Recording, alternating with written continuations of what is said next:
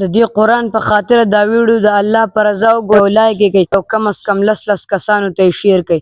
نن څلورمه ورځ ده چې موږ له یو ټیم صرف ماسخوتن روټۍ میلاویږي.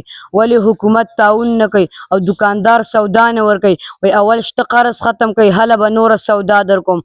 او چې طالب وظیفې له لاړ شي چاته ور وټکوي، ماله وظیفه راکه زه قرآن یادوم، ماله وظیفه راکه زه حدیث یادوم، ماله وظیفه راکه زه دین زده کوم، شریعت زده کوم. راځئ مسلمانانو وظیفه راکئ. چا څوک ټوکړه راکړي، څوک د خپل کور مخې ته دیکه راکړي، اډوران کړي.